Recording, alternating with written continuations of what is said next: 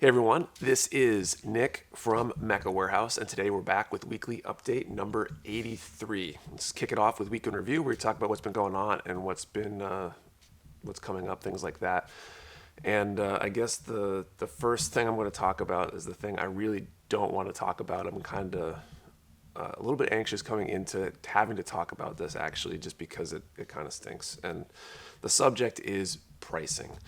And to give kind of the backstory before I talk about what's going to change and things like that, I come out of jiu-jitsu Friday night, look at my phone as I usually do, check my emails before I, put my truck in drive and drive away.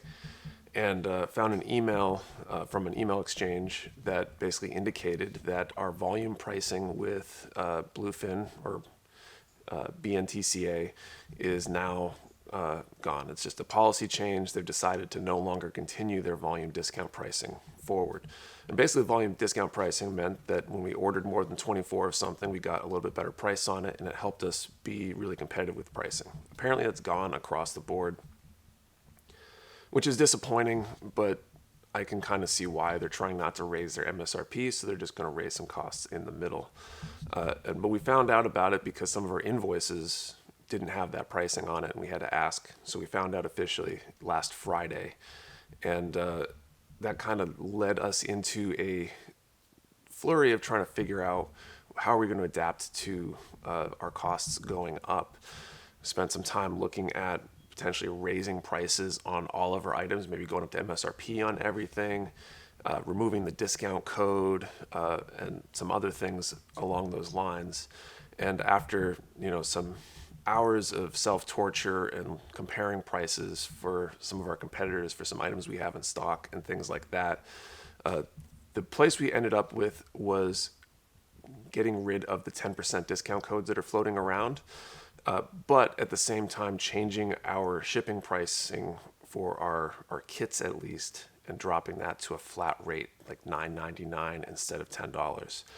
And this came from a few things. The other side of it is we've been noticing on certain packages that we've been shipping, if we ship more larger items to somebody, especially if they're using that code and they're on the West Coast, there were a lot of cases where shipping 2 kits instead of 1 kit actually resulted in less profit than shipping them 1 kit. And that just is kind of not necessarily a great way to do business. We sell more stuff. We should be making at least a little bit more, not less.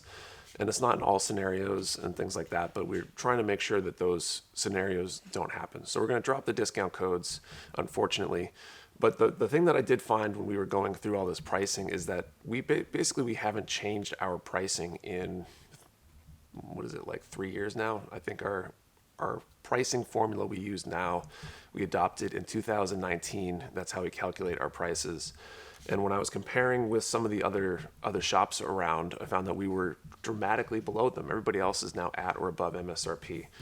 So when I was shopping around, I looked at some of the other stores. There were some other types of stores that might have been newer, maybe some based in the USA or on other planets even. But just for comparison sake here, the MG Dom, which we recently got, MSRP is $61. Their prices for 3 other major competitors were $61, $62.99, and $64.99. Our price was $56.99 and is $56.99. Sotheby Verka, MSRP is $106. I could find it out there for $106 and $106.99. Our price was $98.99. MG Virtue, MSRP is $94. You can see it out there for $94, $94.99. We have it at $87.99. Just for a few examples, and that's pretty consistent across almost everything. Furthermore, I've heard and seen that almost all the major shops have now discontinued discount codes already, so we're probably late to the game there. And so now with our $9.99 shipping rate, a flat rate instead of a $13 top end, you can pretty much comparison shop side by side. See that our prices are consistently better. We'll have the same shipping. And furthermore, New Hampshire, no sales tax. So there's a pretty good savings there. There's a good discount code right in and of itself. So it's unfortunate, and I'm really disappointed to have to do anything to our pricing. I'd rather keep our pricing as low as possible, and I'm trying to keep it as low as possible. But I feel like keeping pricing as transparent as possible and not relying on discount codes for savings that favor maybe people that are in the know. You should just get the price that is the price and have it be the best price we can possibly give you.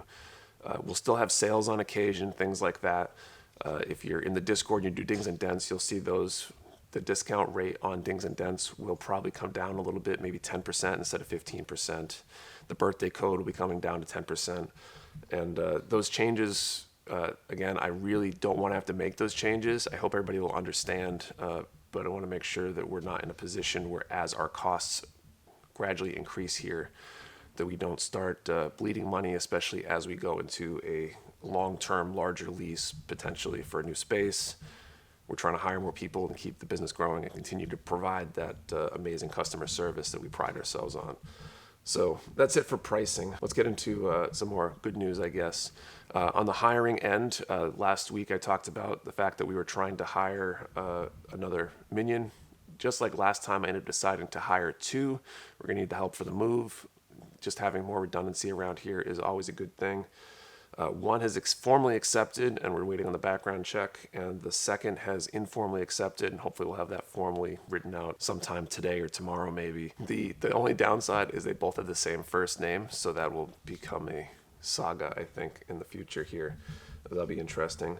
As far as the warehouse, the other big piece of news is that we're constantly buried in here.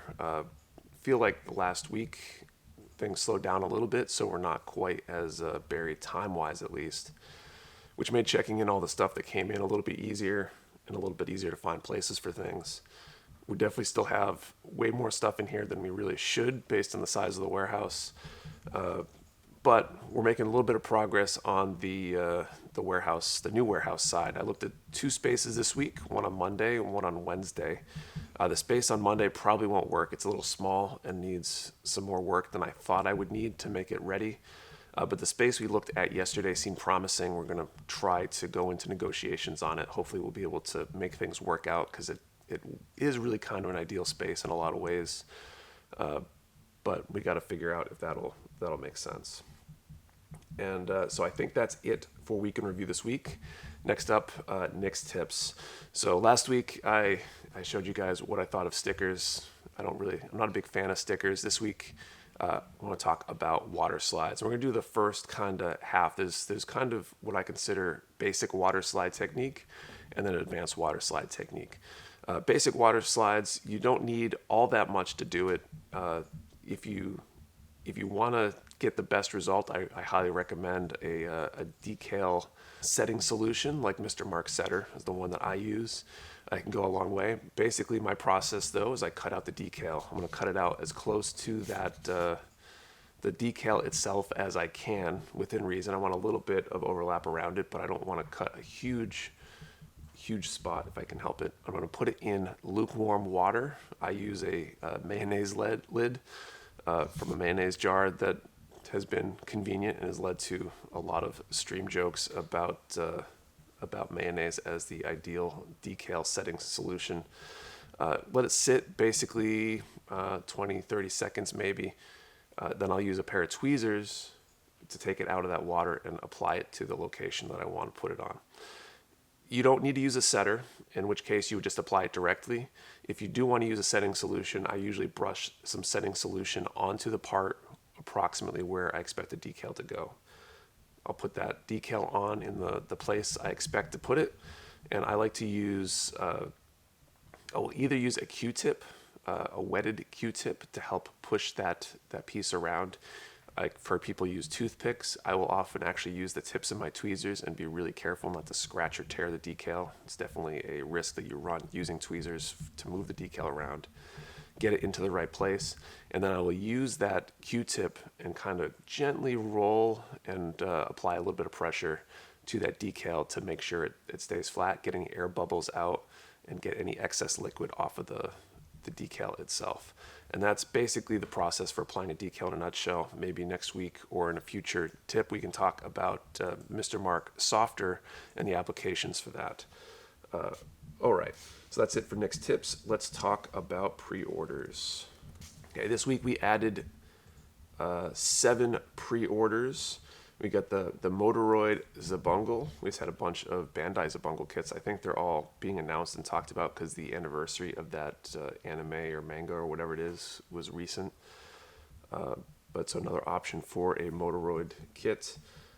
Also a Zabungle kit rather. Also the Motoroid Shingetter 1 Max Factory Combat Armors Max is number 27. Dougram version GT. It's an interesting mecha design.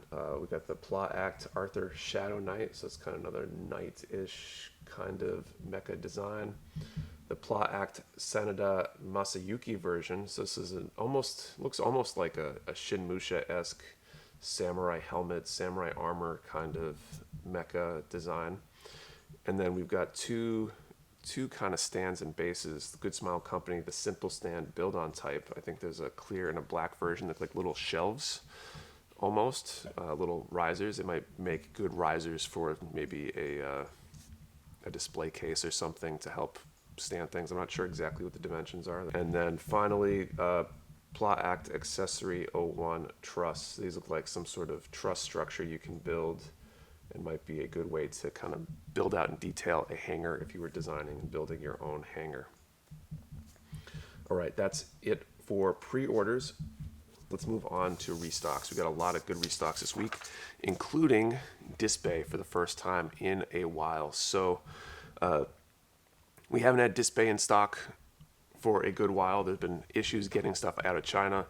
We don't have any idea when the next shipment of Dspiae will come. We've got some Dspiae paints that are still in transit that we hope will arrive somewhere in the near future.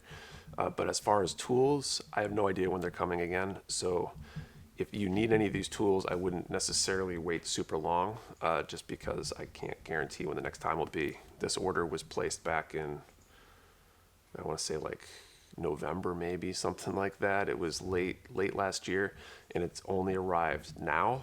So that tells you that maybe best case, there's a chance we might see something in the next 3 to 6 months. Before then might not happen. So first up, we got Dspiae cutting mats, the large A2 size.